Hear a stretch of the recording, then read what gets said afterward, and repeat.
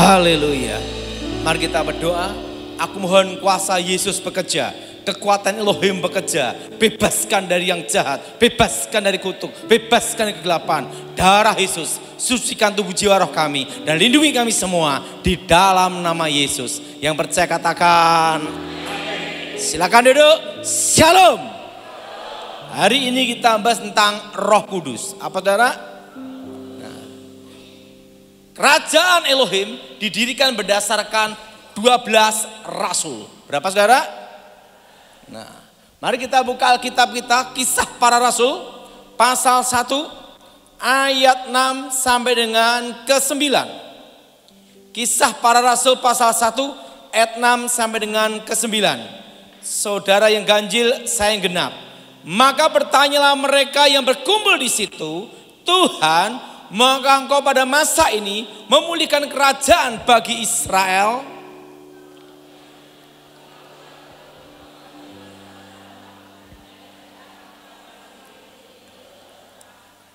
Tetapi kamu akan menerima kuasa kalau Roh Kudus turun ke atas kamu, dan kamu menjadi saksiku di Yerusalem, seluruh Yudea dan Samaria dan sampai ke ujung bumi.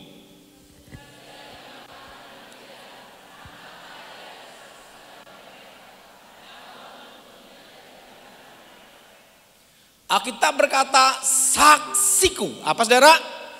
Arti saksi itu adalah melihat, mendengar, merasakan, mengetahui, meraba, dan tahu semuanya. Itu namanya saksi. Makanya di pengadilan saksi itu disumpah. Karena apa? Bukan katanya, tetapi mendengar, melihat, merasakan, memegang, meraba, dan mengetahui. Itu namanya saksi. Nah, kamu akan menjadi saksiku. Nah, kerajaan Tuhan didirikan berdasarkan 12 rasul. Dan 12 rasul pun adalah 12 orang gagal. 12 orang apa saudara? 12 orang gagal. Pertama, Petrus menyangkal Yesus, omong besar, pengecut. 2, Yudas menjual, mengkhianati Yesus. Dan ketiga, Thomas bimbang, tidak percaya kebangkitan Yesus. Dan rasulnya yang lain, waktu Yesus ditangkap, bubar lari semua. Ingat saudara, 12 di antara kita pasti ada 1 Yudas, 1 Petrus, 1 Thomas. Omong sebelahnya, kamu Yudas bukan? Ya, itu 12 di antara kita. Makanya pada waktu saya ngawal presiden, kalau almarhum Ibu Ani merintahkan saya, atau almarhum Edwibo merintahkan saya ngomong, saya tidak mau 1 peleton, saya hanya mau 2 orang aja. Kenapa? Pasti bocor operasi. Karena 12 di antara kita pasti ada 1 Yudas. Yudas, apa saudara? Nah, tidak usah banyak-banyak. Kita lihat di media sosial, ada pendeta salah bicara sedikit, yang ngata-ngatain juga pendeta, betul? Betul? Tapi di sini aman-aman aja. Harusnya kan menegur dengan kasih, betul? Menutupi, tapi malah apa? Wah, malah ngoceh gini-gini. Mau cari apa? Naik, pamor. Nginjek supaya naik. Artinya apa? Yudas, betul? 12 di antara kita pasti ada 1 Yudas. Yang kedua, pasti ada namanya Petrus. Omong besar, apa saudara? Coba nanti kalau pas acara Natal, ada 1 yang ngomong, kita nyumbang gini. Nanti ujung-ujung pada hari hanya nyumbang, dia sendiri yang tidak nyumbang. Langsung apa? Kamu aja yang ini. Itu namanya Petrus. Pengecut. Jadi hanya omong apa? Besar. Kita nanti kunjungan pelayanan gini. Wah, omongnya. Begitu hari hanya kabur duluan dia, betul? Nah, di pelayanan kita juga sering kejadian seperti itu, betul? Ada juga yang Thomas, perlu diyakinkan dulu. Tapi begitu dia percaya Yesus, bertobat, melayani sungguh-sungguh, bahkan lebih setia dan lebih loyal, betul? Itu Thomas. Ingat saudara, 12 di antara kita pasti ada satu pengkhianat. Jelas saudara? Ngomong sebelahnya, yang jelas bukan kamu. Nah, amin. Amin. 12. Nah, 12 orang gagal dan 12 orang miskin. Udah gagal, miskin lagi, saudara. Mereka hidup di sekitar Danau Galilea. Mereka hanyalah nelayan, pemungut cukai. Nelayan dan apa, saudara? Pemungut cukai. Mereka orang miskin, saudara. Udah miskin, gagal lagi, saudara. Siapa orang mau mandang, betul? 12 orang miskin, 12 orang gagal, dan 12 orang ini pun bukan kalangan terpelajar. Ahli Taurat, profesor, doktor, kaburator, botak, bocor-bocor. Mereka adalah 12 orang miskin, 12 orang yang bukan kalangan teologia, bukan kalangan terpelajar, tapi hanya 12 orang biasa-biasa saja. Tidak ada kelebihan mereka. Mereka mengikuti Yesus dengan satu tujuan, merubah nasib. Kalau zaman sekarang namanya tim sukses. Nah, tahun ini saya rasa Ibu Nani akan banyak menerima konseling, terutama caleg gagal, betul? Caleg gagal, dokter psikiater laku keras. Ibu pendeta, Pak pendeta laku keras, betul? Caleg gagal, betul? Stres, uangnya habis, betul? Nah, 12 orang miskin ini pun meninggalkan semuanya demi untuk merubah nasib. Mereka ikut Yesus. Kenapa? Kalau Yesus jadi raja, Petrus jadi jenderal, Yudas jadi menteri keuangan, Matius dirjen pajak. Nah, dan menteri-menteri lainnya, mereka ikut Yesus dengan satu harapan, dengan satu tujuan, merubah hidup, nasib. Merubah apa, saudara? Nasib. Mereka ikut Yesus dengan tujuan merubah nasib mereka. Karena mereka adalah 12 orang miskin. Kayak Pilpres kemarin, sampai ribut-ribut, tujuannya apa? Yang jadi caleg supaya merubah nasib. Betul? Betul? Ada untuk negara, tapi banyak yang untuk merubah nasib. Dengan satu tujuan, merubah nasib. Tim sukses kan tujuannya itu. Bagi-bagi proyek, bagi-bagi jabatan, atau setelah itu apa? Merubah tapi ada yang tujuan dengan tulus dan benar. Melayani, setia sama negara. Ada yang juga seperti itu, tapi itu sedikit, betul? Mereka mengikut Yesus dengan satu tujuan. Waktu Yesus jadi raja, mereka nasibnya berubah. Karena mereka adalah 12 orang miskin. Dan Yesus berkata apa, saudara? Lebih baik aku pergi. Kalau aku tidak pergi, maka roh kebenaran itu, roh penghibur, roh penolong tidak akan datang. Ingat, saudara, karya Elohim dalam perjanjian lama dan perjanjian baru itu ada bedanya. Di perjanjian lama hanya orang-orang tertentu saja yang saat tertentu pula dikuasai oleh roh Elohim, datang dan pergi. Apa, saudara? Datang dan apa? Musa, kepenuhan Roh Kudus. Yaitu roh kembali ke surga. Simpson dikuasai Roh Kudus. Sekali pukul 1000 orang mati. Coba kalau saya mukul 1000 orang, saya yang mati, betul? Simpson dikuasai Roh Kudus, sekali pukul 1000 orang mati, ya, saudara. Tapi ingat, waktu dikuasai Roh Kudus, melakukan perkara yang hebat. Setelah itu apa? Roh Kudus menguasai, datang dan pergi. Elia, Roh Kudus kuasai, datang dan pergi. kembali ke surga. Elisa, Roh Kudus menguasai, datang dan pergi kembali ke surga. Itu perjanjian lama. Tapi Yesus berkata apa? Kalau aku pergi, aku mengutus dia dan roh itu berdiam. Ngomong sebelahnya, berdiam. Arti berdiam itu apa? Menetap.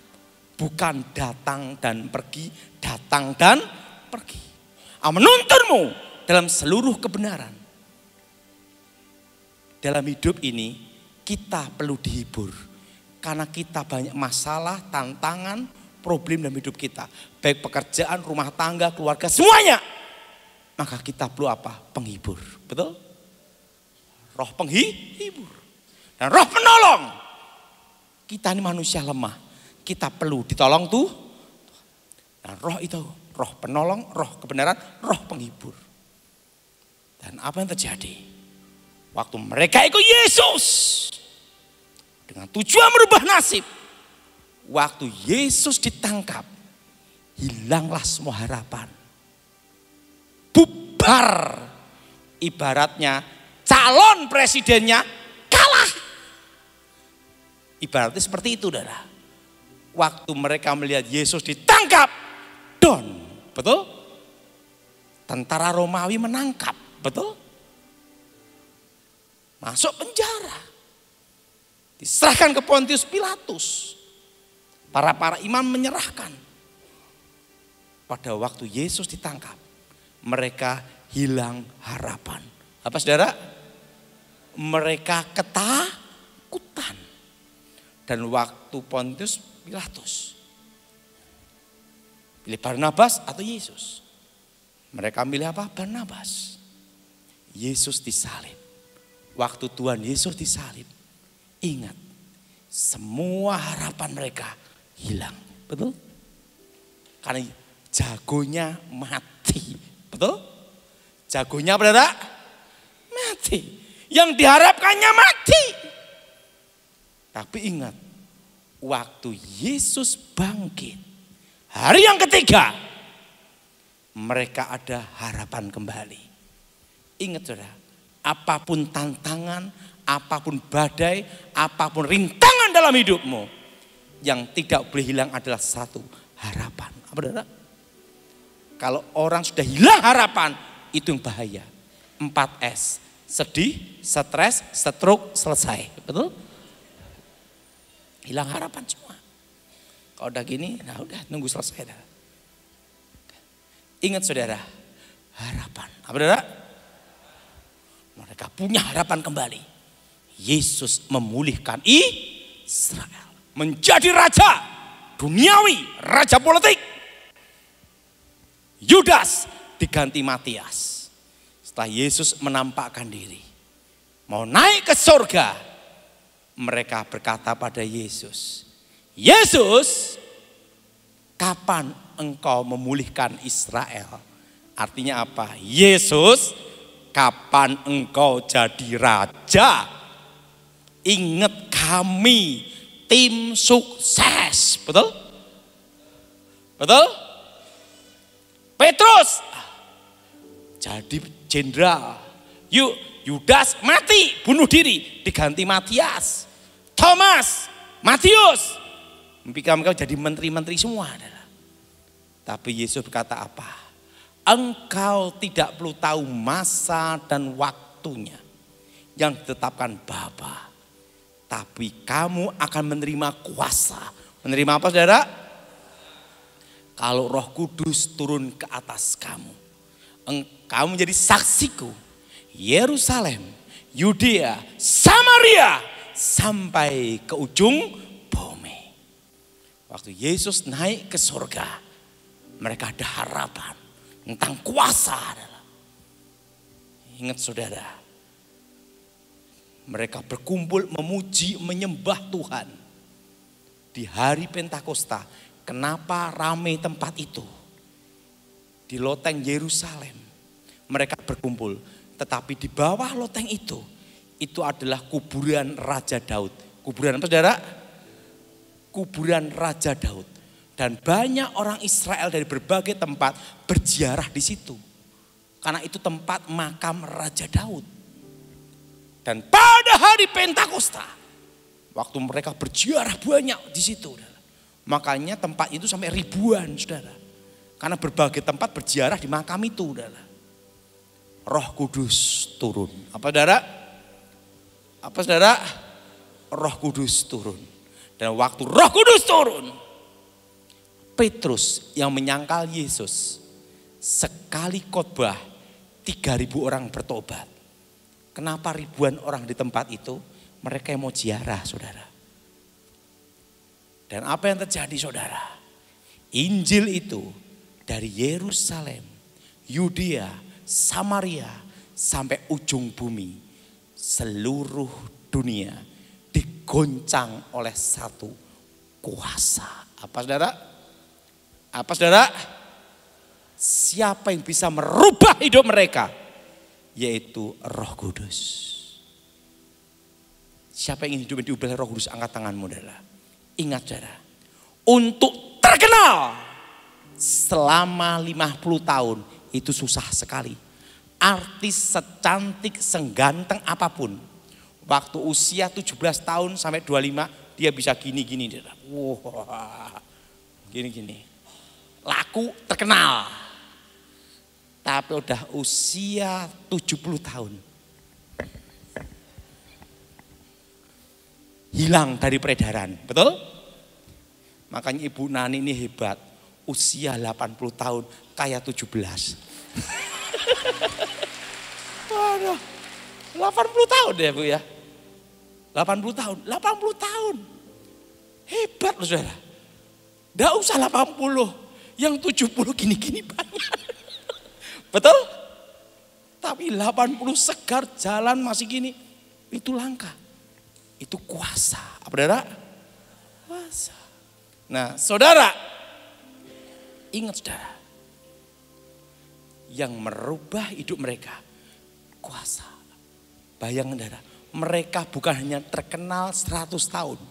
Mereka terkenal sepanjang abad sampai 2000 tahun. Sampai sekarang.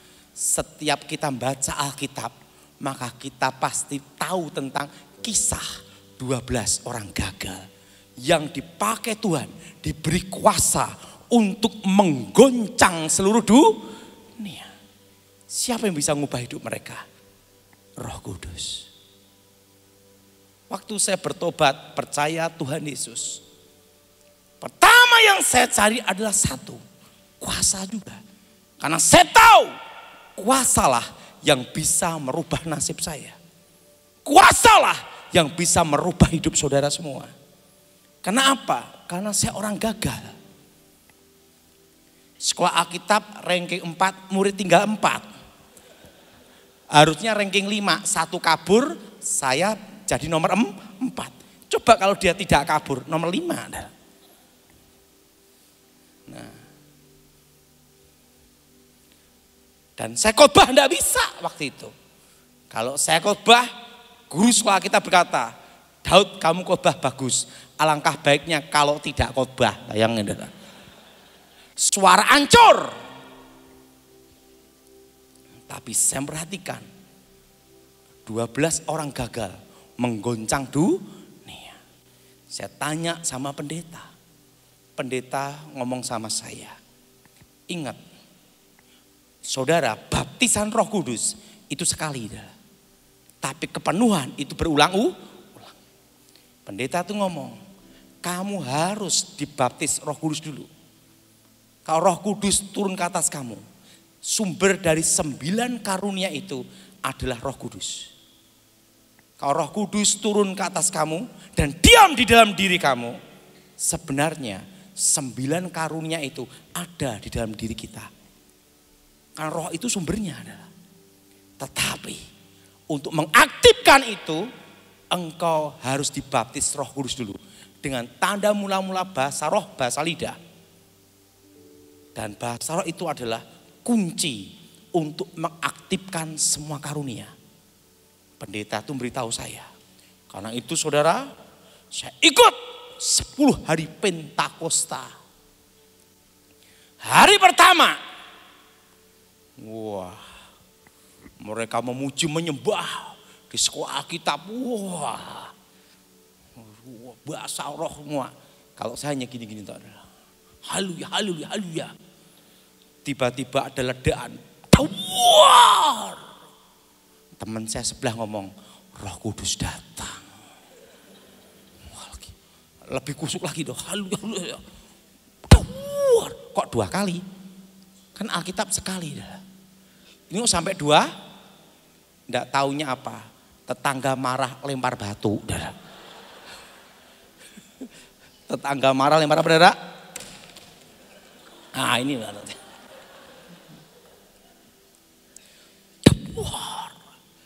Lempar batu bata. Terusan, wah besoknya lagi ngomong gini. Gimana ngomong batunya yang datang bukan Roh Kudusnya. Wah kamu harus tidak boleh menyerah. Harus ada harapan. Ada apa? Ada kerinduan. Ingat Roh Kudus itu kalau datang seperti aliran listrik. Greng, greng. Dan perlu dipancing. Gitu dah lah. Loh zaman itu saya bingung. Kok Roh Kudus ada pancingannya. Bukan hanya ikan.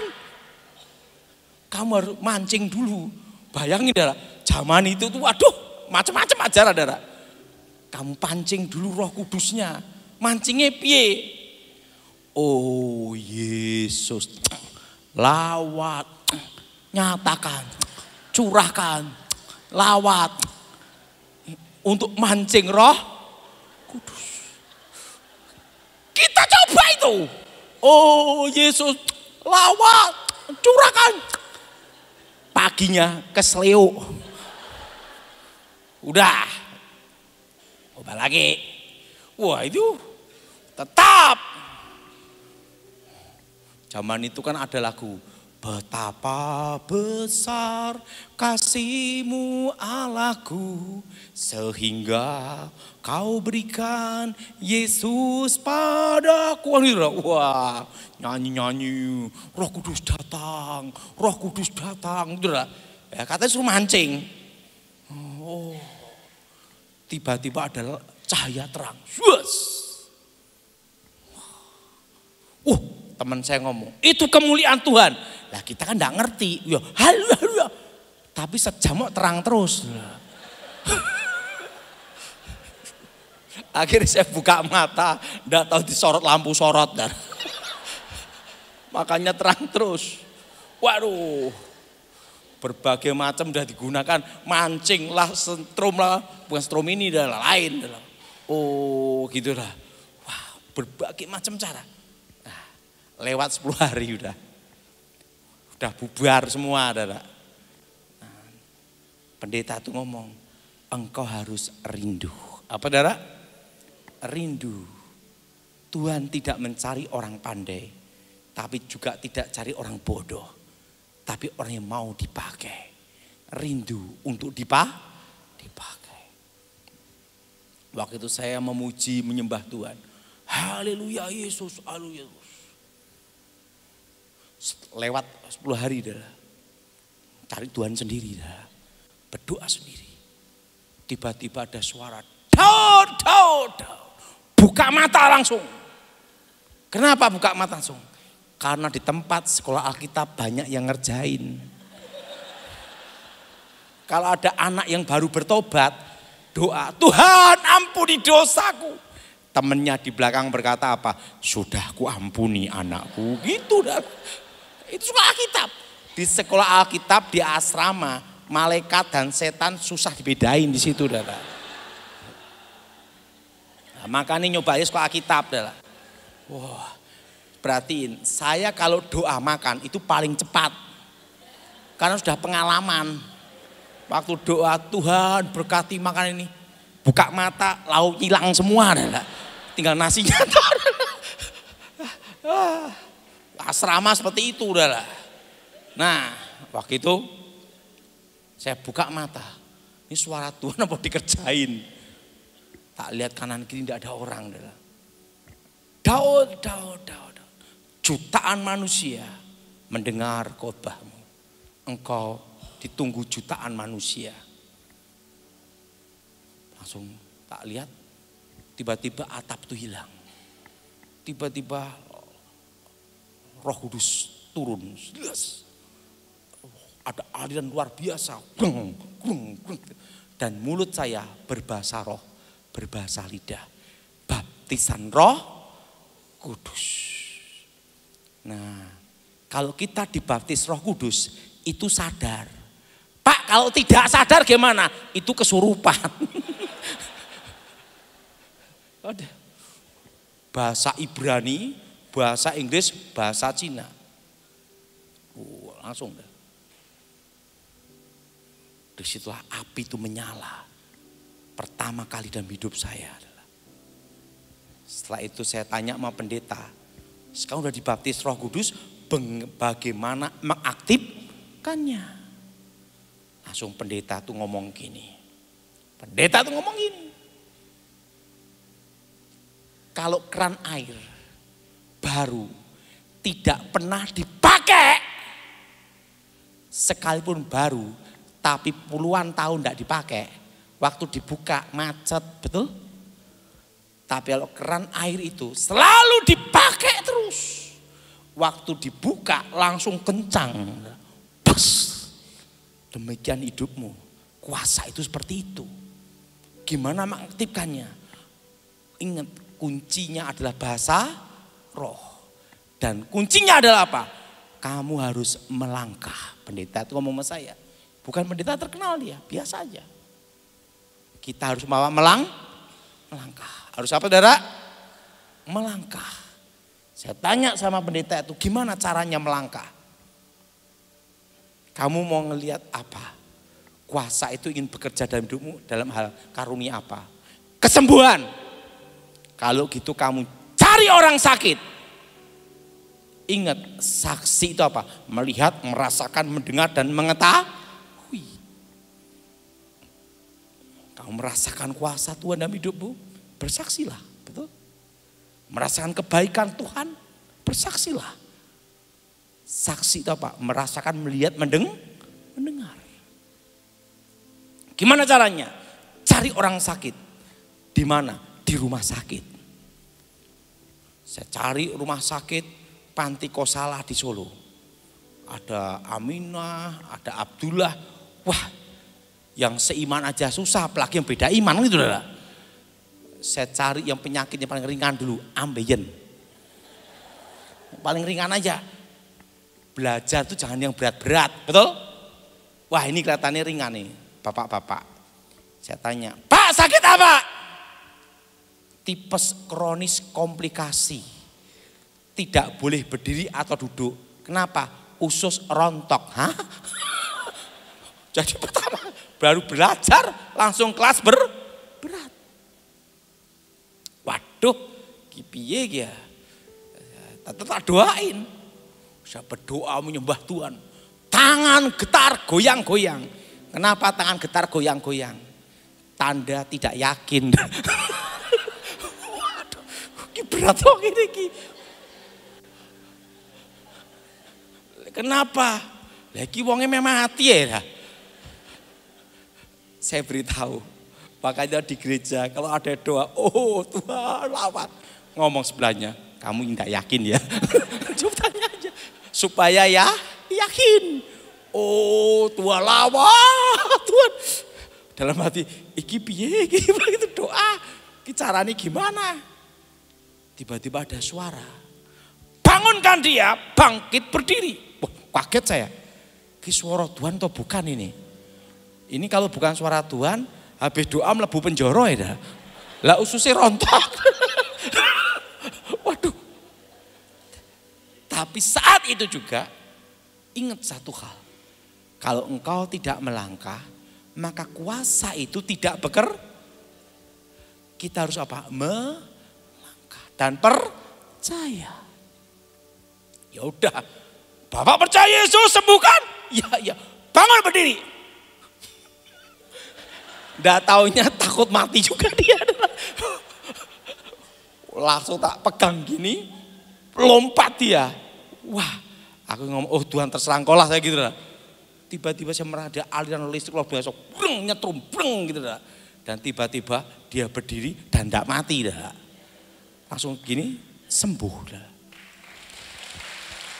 Nah, dokter datang karena dia teriak-teriak dah. Dicek sembuh total normal. Disitulah saya tambah yakin. Tiba-tiba ada orang mati masih muda. Mau dibawa ke kamar mayat. Saya lihat orang mati itu. Iman belum nyampe.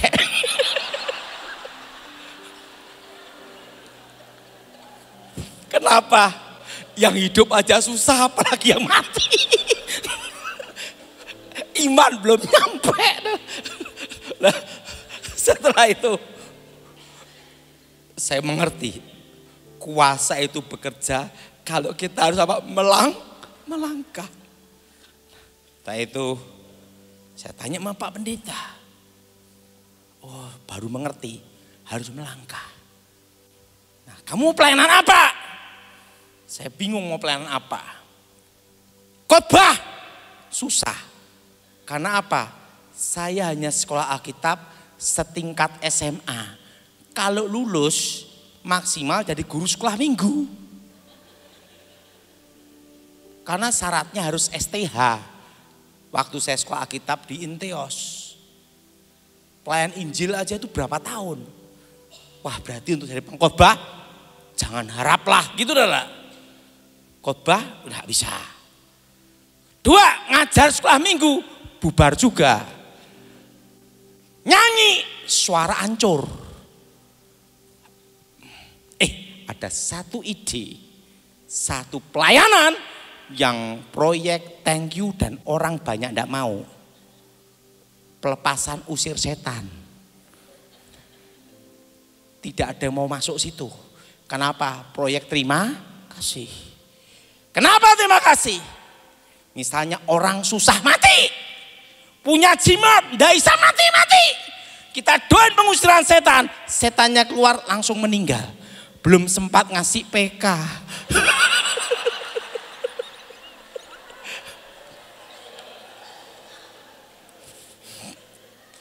Betul? Betul? Makanya tidak ada yang mau. Zaman itu udah. Nah, rata-rata orang sadar setan itu jahat, itu posisi bangkrut habis. Langsung kita doain pelepasan, bertobat. Gimana ngasih persembahan terima, wong dia aja makan susah, betul? Waduh, hanya satu pelayanan ini yang orang tidak mau. Tak ambil aja udah. Tidak ada saingan. Kalau yang lebih bagus dari khotbah saya banyak. Tapi yang satu ini tidak ada yang mau. Taruhannya nyawa, proyeknya thank you. Kan gitu Dara. Ya udah saya ngambil itu aja. Saya tanya sama Pak Pendeta ini lagi. Pak Pendeta, saya ambil keputusan untuk pengusiran roh. Pengusiran setan. Kalau kamu mau aktifkan itu harus mengaktifkan 9 karunia roh langsung semuanya. Mujizat, penglihatan, nubuatan, semua harus aktif. Karena itu pengusiran roh, peperangan bener. Karena peperangan itu mengaktifkan 9 karunia adalah. Mujizat, penglihatan, nubuatan, marifat, semua itu aktif semua. Caranya gimana Pak Pendeta? Mudah itu. Cari orang kesurupan gitu. Nah ini yang susah. Karena tergantung setannya masuk kemana kan itu dah. Tidak setiap hari kan. Saya ada ide pas KKR. Saya duduk di belakang. KKR untuk nungguin apa? Orang kesurupan. Begitu ada orang kesurupan, langsung saya datang. Demi nama Yesus. Keluar. Waktu pertama kali pengusiran setan, tidak lihat apa-apa. Biasa aja. Setiap hari saya cari KKR untuk mengusir setan aja. Nyari orang Hari pertama, pelayanan pertama, saya pelayanan berikutnya, kedua, ketiga, keempat, kelima, sampai ke-8, ke-9. Tiba-tiba karunia penglihatan bekerja. Saya lihat jimat di dompet seseorang. Tiba-tiba karunia membedakan roh bekerja, lihat setan-setan. Nah, waktu yang ke-10 karunia itu aktif semua adalah. Jadi mengaktifkan karunia, kita harus melangkah. Amin. Nah, seperti Bu Nani, Bu Iin, itu kan doa peperangan. Itu sebenarnya itu mengaktifkan 9 karunia. Jelas? Berapa saudara? Karena ada mujizat, kesembuhan, penglihatan, nubuatan, semua itu saudara. Aktif semua. Nah, disitulah saya paham dan mengerti. Kita harus mengaktifkan dengan cara melangkah. Apa saudara? Melangkah. Dan kuasa itu bisa merubah nasibmu. Saya pernah waktu ngerintis bisnis hanya modal 100.000. Gimana caranya? Berdoa. Karunia penglihatan bekerja, nubuatan bekerja. Harga plastik naik, kapan turunnya? Itu 3 tahun tahu semua. Adalah. Sehingga apa? Sampai bisa bikin pabrik. Adalah. Kenapa? Kuasa. Dan puji Tuhan, seumur hidup saya tidak pernah utang bank. Adalah. Jadi ngerasain utang bank gimana saya tidak pernah ngerasain. Adalah. Kenapa? Kuasa. Apa saudara? Nah, saya itu banyak yang bertanya sama saya. Ingat, tahun lalu saya khotbah di sini, saya beritahu pada saudara, semua suruh nyimpen emas. Masih ingat? Angkat tangan coba, ingat. Karena masih naik enggak? Naik. Yang enggak naik Mas Jowo. Iya. Naik. Dan tak suruh nyimpen apa? US dollar. Betul? Naik. Dan saya beritahu, jangan utang bank, betul? Karena suku bunga naik, sekarang udah mulai naik. Karena kondisi ekonomi seperti ini masih sampai tahun 2026. Daya beli masyarakat turun, itu sampai tahun 2026. Nah, dan ekonomi bergerak itu tahun 2027. Dan waktu itu 2020 saya sudah memberitahu semua suruh berkebun. Betul? Di media sosial semua. Karena akan terjadi krisis pangan. Sekarang udah. Betul? Harga-harga naik. Yang tidak naik harga diri. Betul? Betul? Dan tentang pangan ini sampai tahun berapa? 2035. Makanya semua berkebun. Dan ingat, dan tahun 2025 itulah resesi ekonomi yang sebenarnya. Gimana Pak Cirebon? Aman aja. Karena dari dulu udah resesi. Tidak ada pengaruh. Tidak ada pengaruh. Kenapa tidak ada pengaruh Cirebon? Ingat. Dekat laut, tanah subur. Di seluruh Indonesia, resesi ekonomi itu hanya terasa di Jakarta. Sama yang kedua, yang punya utang bank. Jelas? Yang punya apa? Karena harus membayar tiap bulan, kan gitu saudara. Kalau yang tidak punya utang bank, tidak terasa. Jelas? Jelas?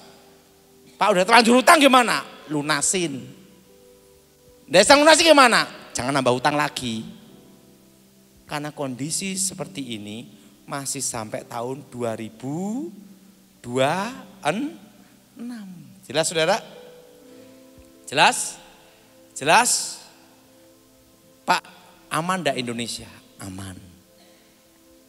Aman saudara, enggak usah khawatir. Jadi kita tidak ada dampak resesi ekonomi. Tepuk tangan untuk Tuhan kita adalah.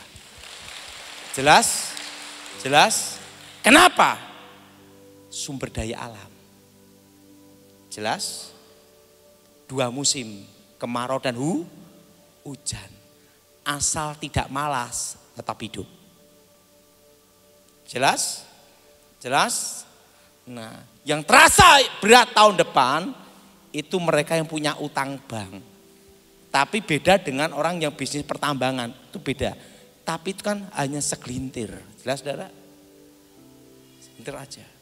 Tapi yang industri atau apa semuanya itu berdampak tahun depan sampai 2026. Nah 2027 ekonomi baru bergerak semua. Kenapa? Karena tahun ini adalah masa transisi presiden. Semua pada ngelihat menteri keuangannya siapa, panglima TNI-nya siapa, kebijaksanaan presiden yang baru dilantik itu gimana. Semua menilai dan melihat, pasar dunia memandang. Kan tergantung pasar dunia adalah. Jadi saya beritahu, saudara tidak perlu khawatir karena tinggal di Cirebon. Amin. Masih ada mangga gedung gincu, betul tidak? Jelas? Jelas? Tidak usah apa, saudara? Tidak usah apa? Tidak usah khawatir. Kenapa? Kita semua bertahan. Apa saudara? Kita semua apa saudara? Kita semua bertahan. Kenapa bertahan? Ada Tuhan yang mencukupi kita. Nah, ada Tuhan yang buka jalan. Ingat saudara, kondisi seperti ini masih sampai tahun berapa? 2026. Jadi saran saya satu, jangan nambah hutang. Bertahan. Nah, Israel, setelah itu Ukraina, kan dari dulu saya beritahu Ukraina itu tidak akan bisa 3 bulan 4 bulan, bisa tahunan, kan sampai sekarang belum selesai. Dampaknya sekarang Israel. Jadi ingat, bertahan. Setelah 2027 ekonomi bergerak. Apa saudara? Nah, Pak, aman enggak Indonesia? Aman. Amin. Amin. Apalagi ada Ibu Nani yang doa tiap hari kan gitu saudara. Ya, saya belajar sama Ibu Nani satu hal. Yaitu apa? Selalu dekat dengan Tuhan. Yang kedua, selama saya khotbah keliling-keliling itu, saya ngelihat suatu tempat ada malaikatnya itu di Taman Tuhan, tempatnya Ibu Nani sama tempatnya Pak Petrus Hadi. 2 tempat itu. Nah, selama api itu menyala di tempat ini, pemeliharaan Tuhan itu nyata adalah. Jadi api itu tetap menyala di tempat ini. Jadi saudara tidak usah khawatir. Semua dipelihara Tuhan. Kita melewati masa resesi sampai tahun 2027.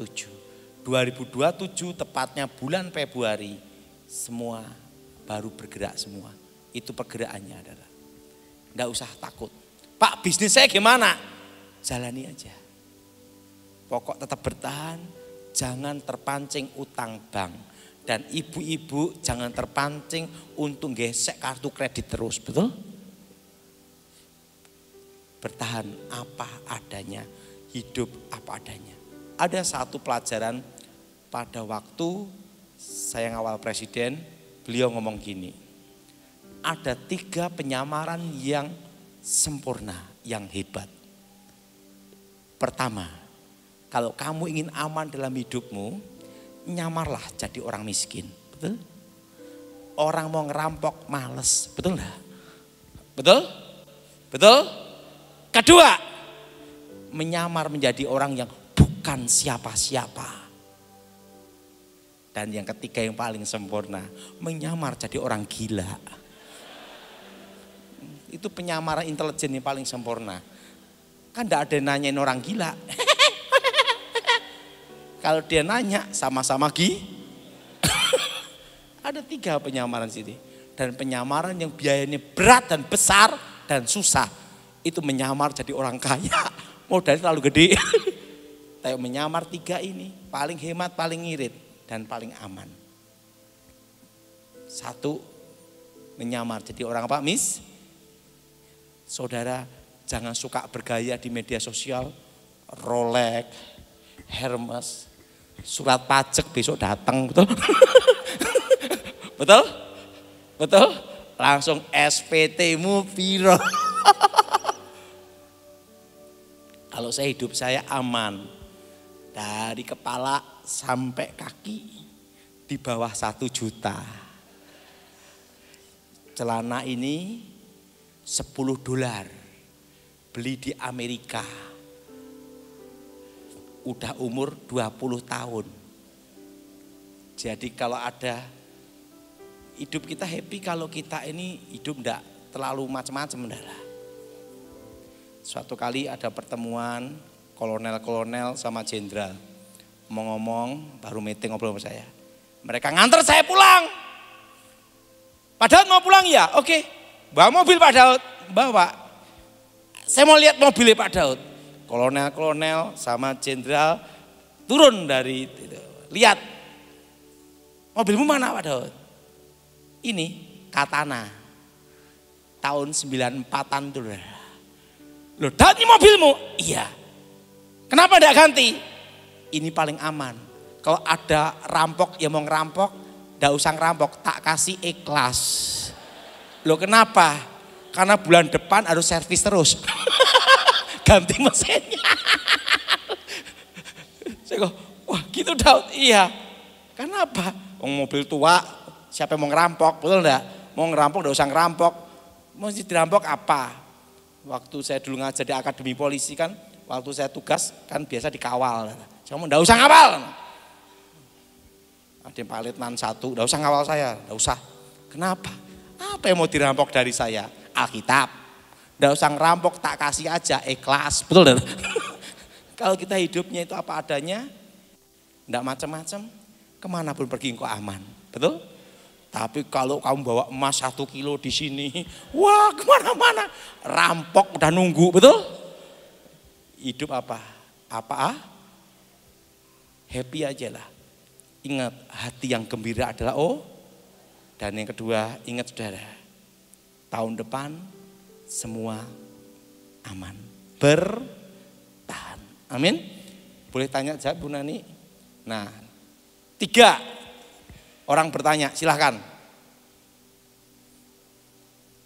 Shalom Pak, ini sudah ada pertanyaan yang masuk ya Pak. Mana nih orangnya? Ini nih Pak saya. Tak kira punya ilmu panglimunan, ilmu menggelang. Oke, tanya, silakan. Iya, Pak, saya ini mau jual tanah, sudah didoakan, diupayakan setiap kali ada yang mau beli, tapi kok selalu saja ada halangannya sampai tidak terbeli.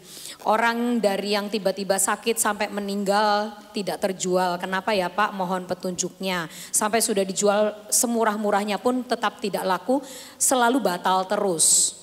Apakah ini ada dosa tersembunyi dari kami atau ada yang harus kami bereskan? Pertama, bisa terjadi tempat itu tempat pembunuhan. Itu ada kutuk sial atau bangkrut. Nah, itu disucikan dengan apa? Darah Yesus. Yang kedua, sekarang baru musim paceklik. Berarti yang punya duit belum ada. Namanya tetuko. Sing tuku ora teko-teko, sing teko ora tuku-tuku. Ya udah. Sing teko ora tuku-tuku, sing tuku Ora teko-teko. belum tentu setan. Ya. Harus dilihat lokasinya. Kalau itu ada kuasa gelapnya, pasti ada penampakan roh. Oh, ya. Nah kalau tidak ada penampakan roh, berarti baru apa? Sing teko ora teko. Ya. Oke. Ya, jadi nanti mungkin sudah terjawab ya buat yang bertanya. Nah, yang kedua, di rumah sering merasa ada yang duduk di depan televisi dan terkadang serasa ada yang di dekat saya saat pagi-pagi saat masak. Apakah itu benar roh ibu saya yang sudah meninggal atau roh jahat yang ada di dalam rumah? Itu roh jahat yang di dalam rumah, roh setan yang menyamar. Berarti lokasi tempat tanah itu dulu pernah terjadi bunuh diri atau orang dibunuh. Jadi solusinya Pak? Disucikan dengan darah Yesus. Oke. Ya, terus pertanyaan yang ketiga, Pak, bagaimana cara mengetahui kalau di salah satu restoran atau tempat jualan ada sesuatu seperti penglaris dalam berjualannya? Apakah mungkin ditaruh sesuatu di makanan yang dijual? Apakah kalau kita tahu itu apakah cukup doa ditahirkan saja? Dan kalau memang enak rasanya kita kesana terus-terusan apakah itu menjadi masalah atau tidak? Walaupun kita sudah tahu tempat itu sepertinya pakai penglaris. Kalau tempat itu ada kuasa gelapnya, lebih baik jangan makan di situ. Jelas? Ya. Kecuali kalau kita tidak tahu. Makanya kalau doa, kalau makan doa dulu. Tapi kalau itu tempatnya ada penglarisnya, ada kuasa gelapnya, kita tahu lebih baik jangan. Oke. Karena itu pasti ada dampak. Iya. Oke, terima kasih Pak. Nah terus itu pertanyaannya sudah selesai dan ini ada beberapa orang yang mau minta didoakan. Salah satunya ada dari Oma M, saya nggak usah sebutkan ya, Oma M. Pastor Daud Tony, Oma minta kesembuhan mata dan lambung dan cucu Oma supaya jangan suka marah-marah saja. Terima kita kasih. doa ya. Yuk. Kita doakan semua. Mari kita bangkit berdiri. Kita memuji menyembah Tuhan. Roh Kudus datanglah.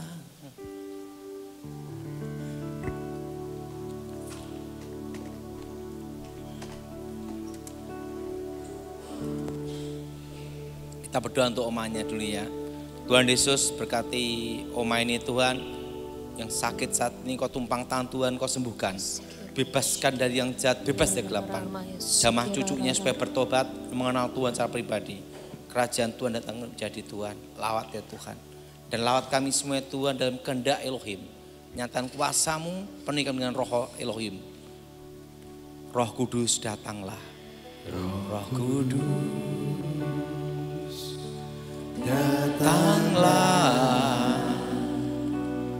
Jamahlah tiap hati, jamahlah. Segarkanlah yang lelah, kuatkanlah yang lemah. Roh Kudus, Roh Kudus, kuatkanlah. Roh Kudus, hiburlah tiap hati yang gentar, hati yang gentar, hiburlah. Lewat lembah yang curam, jalan licin nan terjal. Roh Kudus, Roh Kudus, bimbinglah. Roh Kudus, angkat tanganmu semua. Datanglah, datanglah. Jamahlah, jamahlah tiap hati, jamahlah. Segarkanlah yang lelah, kuatkanlah yang lemah. Roh Kudus, Roh Kudus, kuatkanlah. Roh Kudus, hiburlah tiap hati yang gentar, hiburlah.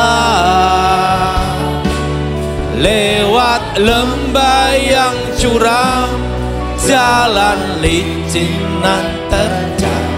Roh Kudus, Roh Kudus,